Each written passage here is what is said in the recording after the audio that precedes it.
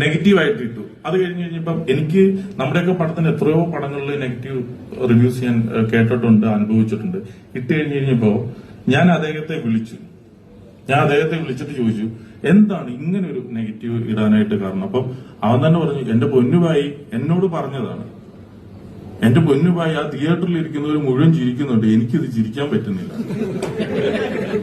എന്നോട് പറഞ്ഞു. ഞാൻ പറഞ്ഞു അതിപ്പോ എന്താണ് പ്രശ്നം. അപ്പൊ ഞാൻ ഈ പുള്ളിയുടെ ഇന്റർവ്യൂകൾ കുറച്ചു പ്രാവശ്യം കണ്ടു. ഇത് എന്തിനാ ഡീറ്റെയിൽ ആയിട്ട് പറയുന്നതെന്ന് പറഞ്ഞു കഴിഞ്ഞാല് ഈ പുള്ളിയുടെ ഇന്റർവ്യൂവിൽ പുള്ളി പറയുന്നുണ്ട് ഞാൻ അവിടെ നാട്ടിൽ പാതിരാത്രിക്ക് ചെല്ലാറുള്ളൂ, ഞാൻ അവിടെ നാട്ടുകാരായിട്ട് യാതൊരു ബന്ധവുമില്ല, എനിക്ക് അവിടെ ഉള്ള നാട്ടുകാരായിട്ട് യാതൊരു പരിചയമൊന്നുമില്ല. അപ്പൊ അതുകൊണ്ടിട്ട് അങ്ങനെയുള്ള ഒരു സൊസൈറ്റിയിൽ ജീവിക്കുന്ന, സൊസൈറ്റിക്ക് ഉള്ളിൽ ജീവിക്കുന്ന പുള്ളിയുടെ ഒരു വേറിട്ടൊരു ലൈഫുണ്ട്. അപ്പോ അങ്ങനെയുള്ള ഒരാൾക്ക് ഇത് എത്രത്തോളം കണക്ട് ആവണം എന്നില്ല.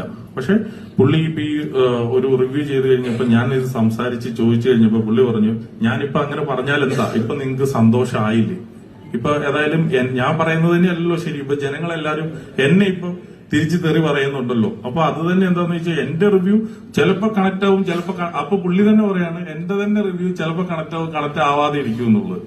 അപ്പോ ഇത്രയേ ഉള്ളൂ. ഈ അശ്വിന്ദുവോക്ക് തന്നെ എന്നോട് പറഞ്ഞു കൺഗ്രാചുലേഷൻസ്. അത് മൊബൈലിൽ തന്നെ പുള്ളി അതായത് മെസ്സേജ് ആയിട്ട് തന്നെ അയച്ചു. കാരണം പുള്ളിക്ക് പറയുമ്പോ അങ്ങനെ കൊടുക്കാനായിട്ട് പറ്റുള്ളൂ. അപ്പം ഇത് പറഞ്ഞു വന്നത് ഇതൊക്കെ ഓരോരുത്തരുടെ, ഞങ്ങളുടെ തന്നെ സിനിമയില് ദിലീപേട്ടന്റെ ക്യാരക്ടർ തന്നെ പറയുന്നുണ്ട് നിങ്ങൾക്കൊരു അഭിപ്രായം ഉണ്ടെങ്കിൽ അത് നിങ്ങളുടെ മാത്രമാണ്, അത് പൊതു സമൂഹത്തിന്റെ അല്ല. അപ്പം ആ രീതിയിൽ